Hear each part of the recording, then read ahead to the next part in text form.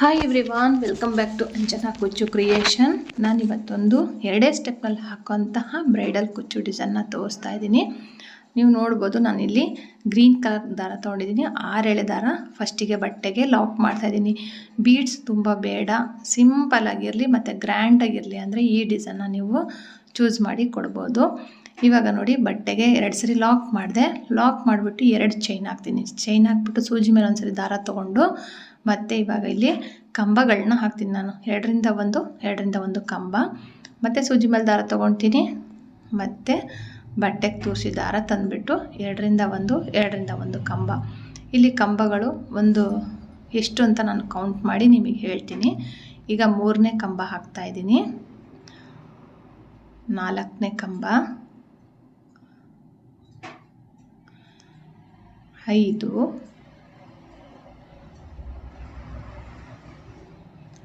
ಅಂದರೆ ಫಸ್ಟಿಗೆ ಏನು 2 ಚೈನ್ ಹಾಕಿದ್ವಲ್ಲ ಅದನ್ನು ಕೌಂಟ್ ಮಾಡಿಕೊಂಡ್ರೆ 6 ಕಂಬಗಳಾಗುತ್ತೆ. ಅದನ್ನು ಬಿಟ್ಟರೆ 5 ಕಂಬ ಆಗುತ್ತೆ. ಇವಾಗ 1, 2, 3 ಚೈನ್ ಹಾಕ್ತೀನಿ. ಸೂಜಿ ಮೇಲೆ ದಾರ ತೊಗೊತೀನಿ.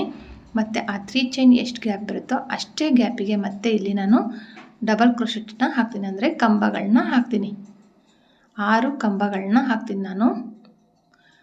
2ರಿಂದ 1 ಕಂಬ. ಇದೇ ಥರನೇ ಇಲ್ಲಿನೂ ಸಹ ನಾನು 6 ಕಂಬಗಳನ್ನ ಹಾಕ್ತೀನಿ. ನೋಡಿ, ಸೂಜಿ ಮೇಲೆ ಒಂದ್ಸರಿ ದಾರ ತೊಗೋಬೇಕು. ಒಂದೇ ಹೈಟ್ನಲ್ಲಿರಲಿ, ಒಂದು ಹೆಚ್ಚು ಒಂದು ಕಮ್ಮಿ ಮಾಡ್ಕೊಳೋದಕ್ಕೆ ಹೋಗಬೇಡಿ. ಬಿಗಿನರ್ಸ್ ಹಾಕ್ತಾಯಿದ್ರೆ ಸ್ವಲ್ಪ ನಿಧಾನಕ್ಕೆ ನೋಡಿಕೊಂಡು ನೀಟಾಗಿ, ಅಂದರೆ ನೀವು ಕಂಬಗಳನ್ನ ಹಾಕುವಾಗ ಒಂದೇ ಅಳತೆಯಲ್ಲಿ ಹಾಕೋದಕ್ಕೆ ಆದಷ್ಟು ಟ್ರೈ ಮಾಡಿ. ಮತ್ತು ಕೆಳಗಡೆ ಏನು ನಾವು ಸೂಜಿ ಈ ಥರ ಚುಚ್ಚಿಬಿಟ್ಟು ದಾರ ತರ್ತೀವಲ್ಲ, ಅದನ್ನು ಸಹ ಒಂದೇ ಹೈಟ್ನಲ್ಲಿ ಇದೇ ಥರ ಇರಬೇಕು. ಒಂದು ಸ್ವಲ್ಪ ಕೆಳಗಡೆ, ಒಂದು ಸ್ವಲ್ಪ ಮೇಲೆ ಈ ಥರ ಮಾಡಬಾರ್ದು. ಸ್ಯಾರಿಗೆ ಹಾಕುವಾಗ, ರೇಷ್ಮೆ ಸೀರೆಗೆ ಹಾಕುವಾಗೆಲ್ಲ ನೀಟಾಗಿ ಹಾಕಬೇಕು. ಇಲ್ಲಿ ಚೈನ್ಗಳನ್ನ ಹಾಕಬೇಕು. 3, 4, 5, 6 ಚೈನ್ ಹಾಕಿ 6 ಚೈನ್ ಹಾಕಿಬಿಟ್ಟು ಸೂಜಿ ಮೇಲೆ ದಾರ ತೊಗೊಂಡು ಈ 3 ಚೈನ್ ಎಷ್ಟಿದೆಯಲ್ಲ ಅಷ್ಟಕ್ಕೇ ಈ 6 ಚೈನಿಂದ ಹಾಗೆ ಇಟ್ಕೊಂಡ್ಬಿಟ್ಟು ಸೂಜಿ ಮೇಲೆ ದಾರ ತೊಗೊಂಡೋಗಿ ಡೈರೆಕ್ಟಾಗಿ ಕಂಬನ ಹಾಕಬೇಕು. ಮತ್ತು ಸೂಜಿ ಮೇಲೆ ದಾರ ತೊಗೋಬೇಕು, ಮತ್ತು ಕಂಬನ ಹಾಕಬೇಕು. ಫಸ್ಟಿಗೆ ಮಾತ್ರ 3 ಚೈನ್ ಹಾಕಿದ್ವಿ, ನೆಕ್ಸ್ಟು ಅದನ್ನು ಹಾಕಿದ್ವಿ ಸ್ವಲ್ಪ ಯು ಶೇಪ್ ಬರಬೇಕು. ಅದು ನೋಡಿ, 6 ಕಂಬ 3 ಚೈನು, ಮತ್ತು 6 ಕಂಬ 6 ಚೈನು. ಇಲ್ಲಿ 6 ಚೈನ್ ಹಾಕಬೇಕು. ಮತ್ತು 6 ಕಂಬ ಮತ್ತು 3 ಚೈನ್, ಮತ್ತು 6 ಕಂಬ ಆದಮೇಲೆ 6 ಚೈನ್. ಈ ಥರ 6, 3, 6, 3 ಈ ಥರ ಹಾಕ್ಕೊಂಡು ಕಂಪ್ಲೀಟ್ ಮಾಡ್ಕೊಂಡು ಲಾಸ್ಟಿಗೆ ಸ್ವಲ್ಪ 2 ಚೈನ್ ಎಕ್ಸ್ಟ್ರಾ ಹಾಕಿ ದಾರನ ಕಟ್ ಮಾಡ್ತೀನಿ. ಬೇಸ್ ಲೈನ್ ಬಂದು ಫುಲ್ಲು ಇದೇ ಥರನೇ ನೀವು ಹಾಕ್ಕೊಂಡು ಹೋಗಬೇಕು. ಅರ್ಥ ಆಯಿತು ಅಂತ ಅಂದ್ಕೊಂಡಿದ್ದೀನಿ. ಫಸ್ಟಿಗೆ 3 ಚೈನು, ಅದಾದ ನಂತರ ನೆಕ್ಸ್ಟ್ ಕಂಬ ಹಾಕಿದ್ಮೇಲೆ 6 ಚೈನ್ಗಳನ್ನ ಹಾಕಬೇಕು. ಸೂಜಿನ ತೂರಿಸಿ ದಾರ ತಂದುಬಿಟ್ಟು ಪ್ರತಿಯೊಂದು ಏನು ಸಿಂಗಲ್ ಕ್ರೋಶೆಟ್ ಇದೆಯಲ್ಲ ಅದ್ರ ಮೇಲೆ ನೀವು ಒಂದೊಂದು ಸಿಂಗಲ್ ಕ್ರೋಶೆಟ್ಗಳನ್ನ ಹಾಕ್ಬೋದು ಕಂಬದ ಮೇಲೆ. ಇಲ್ಲ ಅಂದರೆ ಅಲ್ಲಿ ಒಂದು 4 ಚೈನ್ ಹಾಕ್ಬಿಟ್ಟಾದರೂ ಲಾಕ್ ಮಾಡ್ಕೋಬೋದು. ಇಲ್ಲಿ ಸ್ವಲ್ಪ ನೀಟಾಗಿ ಫಿನಿಶಿಂಗ್ ಇರಲಿ ಅಂತ ಹೇಳ್ಬಿಟ್ಟು ನಾನು ಪ್ರತಿಯೊಂದು ಕಂಬದ ಮೇಲೆ ಹೋಲ್ ಇರುತ್ತಲ್ಲ ಆ ಒಂದೊಂದು ಹೋಲ್ ಮೇಲೂ ಸಹ ನಾನು ಒಂದು 4ರಿಂದ 5 ಸಿಂಗಲ್ ಕ್ರೋಶೆಟ್ಗಳನ್ನ ಹಾಕ್ತಾಯಿದ್ದೀನಿ. ಹಾಕ್ಬಿಟ್ಟು ಇಲ್ಲಿ ಬೇಕಂದರೆ 3 ಚೈನ್ ಹಾಕ್ಬೋದು, ಇಲ್ಲ ಅಂದರೆ ಇಲ್ಲೂ ಸಹ ನೀವು ಸಿಂಗಲ್ ಕ್ರೋಶೆಟ್ ಹಾಕ್ಬೋದು. 3 ಚೈನ್ ಅದು ಹಾಕಿ ಫಸ್ಟ್ನೇ ಕಂಬದ ಮೇಲೆ ಲಾಕ್ ಮಾಡಿ, ಅಥವಾ ಈ ಥರನಾದರೂ 3 ಸಿಂಗಲ್ ಕ್ರೋಶೆಟ್ ಆದರೂ ಹಾಕ್ಬೋದು. ಹಾಕ್ಬಿಟ್ಟು ಫಸ್ಟ್ನೇ ಕಂಬದ ಮೇಲೆ ಮತ್ತೆ ಒಂದು ಸಿಂಗಲ್ ಕ್ರೋಶೆಟ್ ಹಾಕ್ತೀನಿ. ಹಾಕ್ಬಿಟ್ಟು ಇವಾಗ ಸೂಜಿ ಮೇಲೆ 2 ಸರಿ ದಾರ ತೊಗೊತೀನಿ. ತೊಗೊಂಡ್ಬಿಟ್ಟು ಈ 6 ಚೈನ್ ಇತ್ತಲ್ಲ ಆ 6 ಚೈನ್ ಗ್ಯಾಪ್ ಒಳಗಡೆ ಹೋಗಿ ದಾರ ತಂದುಬಿಟ್ಟು ಸ್ವಲ್ಪ ಲೆಂತಿಯಾಗಿ ಎಳ್ಕೊಂಡು ಟ್ರಿಬಲ್ ಕ್ರೋಶೆನ ಹಾಕ್ತೀನಿ. ಇಲ್ಲಿ ಯಾಕಂದರೆ ಕಂಬಗಳಿದಾವಲ್ಲ, 5 ಕಂಬ ಇದೆಯಲ್ಲ, 5 ಕಂಬಕ್ಕೆ ಉದ್ದ ಬರಬೇಕು. ಹಂಗಾಗಿ ನಮಗೆ ಕರೆಕ್ಟಾಗಿ ನಾವು ಇಲ್ಲೊಂದು ಸ್ವಲ್ಪ ಲೆಂತಿಯಾಗಿ ಎಳ್ಕೊಂಡ್ಬಿಟ್ಟು ಟ್ರಿಬಲ್ ಕ್ರೋಶೆನ ಹಾಕಬೇಕು. ಟ್ರಿಬಲ್ ಕ್ರೋಶೆ ಹಾಕಿದ ಮೇಲೆ ಇವಾಗ 1, 2 ಚೈನ್ ಹಾಕ್ತೀನಿ. 2 ಚೈನ್ ಹಾಕಿಬಿಟ್ಟು ಸೂಜಿ ಮೇಲೆ ದಾರ ಹೀಗೇ ಹಿಡ್ಕೊಂಡು ಈ ಟ್ರಿಬಲ್ ಕ್ರೋಶೆ ಒಳಗಡೆ ಹೋಗಿ ದಾರ ತಂದುಬಿಟ್ಟು ಈ ಥರ ಹಿಡ್ಕೊತೀನಿ. 1 ಸರಿ ಆಯಿತು. ಈಗ 2ನೇ ಸರಿ ಮತ್ತೆ ಸೂಜಿ ಮೇಲೆ ದಾರ ತೊಗೊಂಡೋಗಿ ಆ ಟ್ರಿಬಲ್ ಕ್ರೋಶೆ ಒಳಗಡೆ ಹೋಗಿ ದಾರ ತಂದುಬಿಟ್ಟು 2ನೇ ಸರಿ ಆಯಿತು. ಹೀಗೇ ಬಲಗೈಯಿಂದ ಅದನ್ನು ಹಾಗೆ ಇಟ್ಕೋಬೇಕು. 3 ಸರಿ ಆಯಿತು. ಇವಾಗ ಇದು 4ನೇ ಸರಿ. ಈಗ 5 5 ಸರಿದಾದರೂ ಹಾಕ್ಬೋದು, 6 ಸರಿ ಅಥವಾ 7 ಸರಿನಾದರೂ ಹಾಕ್ಬೋದು. ನಾನು 5 ಟೈಮ್ಸ್ ಹಾಕ್ಬಿಟ್ಟು ಸೂಜಿ ಮೇಲೆ ದಾರ ತೊಗೊಂಡು ಎಲ್ಲದರಿಂದನೂ ಹೊರಗಡೆ ಬರ್ತೀನಿ. ಬಂದುಬಿಟ್ಟು ಪಫಿ ಡಿಸೈನ್ ಮಾಡಿದ್ದೀನಿ ನಾನು. ಮಾಡಿಬಿಟ್ಟು ಈ ಥರ ಆಗುತ್ತೆ. ಇವಾಗ ಇದಕ್ಕೆ ಒಂದು ಲಾಕ್ ಮಾಡ್ತೀನಿ. ಲಾಕ್ ಮಾಡಿಬಿಟ್ಟು ಮತ್ತೆ ಸೂಜಿ ಮೇಲೆ 2 ಸರಿ ದಾರ ತೊಗೊಳ್ತೀನಿ. ಮತ್ತು ಈ 6 ಚೈನ್ ಒಳಗಡೆ ಹೋಗಿ ದಾರ ತಂದುಬಿಟ್ಟು ಟ್ರಿಬಲ್ ಕ್ರೋಶೆ ಹಾಕ್ತೀನಿ. 2ರಿಂದ 1, 2ರಿಂದ 1 ಮತ್ತು 2ರಿಂದ 1 ಹಾಕ್ಬಿಟ್ಟು 2 ಚೈನ್ ಹಾಕ್ತೀನಿ. 2 ಚೈನ್ ಹಾಕ್ಬಿಟ್ಟು ಸೂಜಿ ಮೇಲೆ ಒಂದು ಸರಿ ದಾರ ತೊಗೊಂಡು ಈ ಟ್ರಿಬಲ್ ಕ್ರೋಶೆ ಒಳಗಡೆ ಹೋಗಿ ದಾರ ತಂದುಬಿಟ್ಟು ಹಾಗೆ ಇಟ್ಕೋಬೇಕು. ಮತ್ತು ಸೂಜಿ ಮೇಲೆ ದಾರ ತೊಗೋಬೇಕು, ಅದರೊಳಗಡೆ ಹೋಗಿ ದಾರ ತಂದು ಹಾಗೆ ಇಟ್ಕೋಬೇಕು. ಇಲ್ಲಿ ಟೋಟಲಾಗಿ ನಾನು ಹೇಳಿದ್ನಲ್ಲ 5 ಟೈಮ್ಸ್ ಮಾಡ್ತೀನಿ. ನೀವು ಬೇಕಂದರೆ 6 ಟೈಮ್ಸ್ ಮಾಡ್ಬೋದು, 7 ಟೈಮ್ಸ್ ಮಾಡ್ಬೋದು. ಆ 6 ಟೈಮ್ಸು 7 ಟೈಮ್ಸ್ ಮಾಡಿದಾಗ ಸ್ವಲ್ಪ ದಪ್ಪವಾಗಿ, ಸ್ವಲ್ಪ ಲೆಂತಿಯಾಗಿ ನಿಮಗೆ ಈ ಏನು ಪಫಿ ಡಿಸೈನ್ ಇದೆಲ್ಲ ಕಾಣುತ್ತೆ. ಸ್ವಲ್ಪ ಪಫಿ ತುಂಬ ದೊಡ್ಡದಾಗಿ ಬರುತ್ತೆ. 5 ಟೈಮ್ಸ್ ಹಾಕ್ಬಿಟ್ಟು ಸೂಜಿಯಿಂದ ದಾರ ಈ ಥರ ಎಳ್ಕೊಂಡು ಬಂದು ಒಂದು ಲಾಕ್ ಮಾಡಬೇಕು. ಲಾಕ್ ಮಾಡಿಬಿಟ್ಟು ಮತ್ತೆ ಸೂಜಿ ಮೇಲೆ 2 ಸರಿ ದಾರ ತೊಗೋಬೇಕು. ಇದೇ ಥರನೇ ಇಲ್ಲಿ ಮತ್ತೆ ಕಂಬನ ಹಾಕ್ತೀನಿ ನಾನು. ಇಲ್ಲಿ ಒಂದು ಸ್ಮಾಲ್ ಸೈಜ್ ಬೀಡನ್ನ ನಾನು ಆ್ಯಡ್ ಮಾಡ್ತೀನಿ.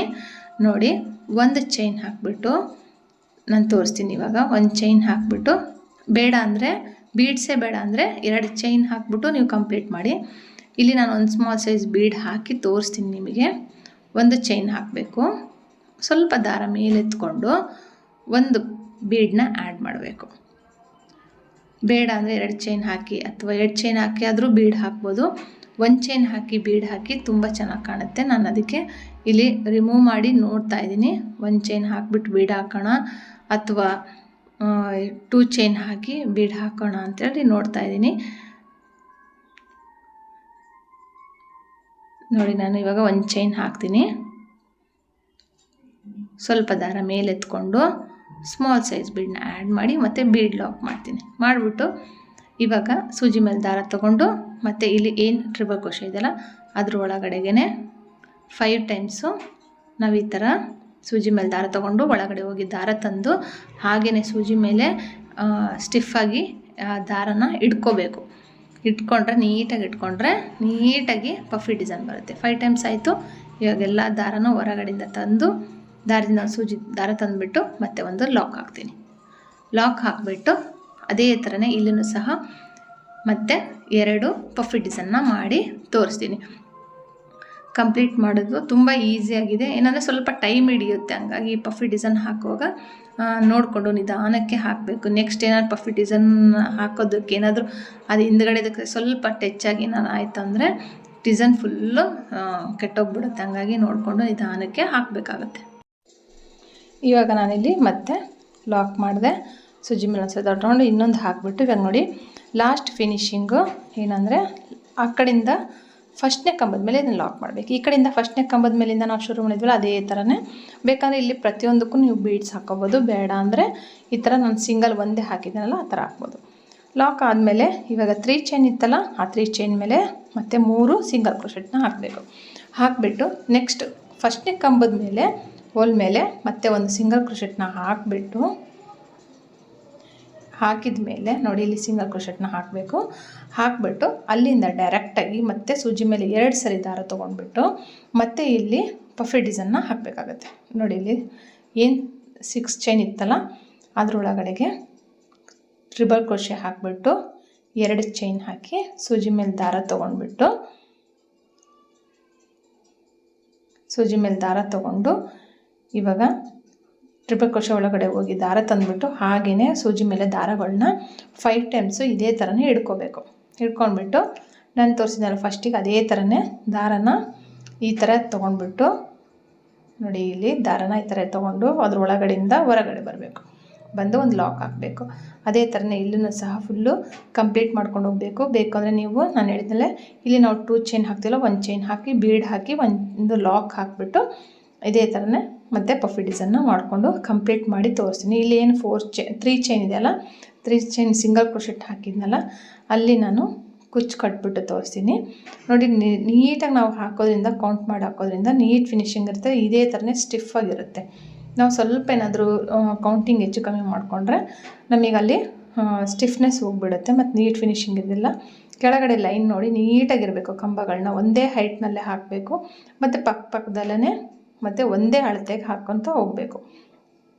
ಇಲ್ಲಿ ನಾನು 137 ದಾರನ ಕುಚ್ಚು ಕಟ್ಟಿದ್ದೀನಿ ಕಾಂಟ್ರಾಸ್ಟ್ ಕಲರ್ನಲ್ಲಿ. ನೀವು ಬೇಕಂದರೆ ಸ್ಯಾರೀಸ್ನಲ್ಲಿ ನೋಡ್ಕೊಂಡ್ಬಿಟ್ಟು ಅದಕ್ಕೆ ತಕ್ಕಂತೆ ಕುಚ್ಚನ್ನ ಕಟ್ಕೋಬೋದು. 137 ಅಥವಾ ಬ್ರೈಡಲ್ ಡಿಸೈನ್ ಆದರೆ 140 157 ದಾರನಾದರೂ ತೊಗೋಬೋದು. ಇಲ್ಲಿ ಬಾಲ್ ಚೈನ್ ಸ್ಟೋನ್ ಚೈನ್ ಅಂಟಿಸೋದಕ್ಕೆ ಬರೋದಿಲ್ಲ.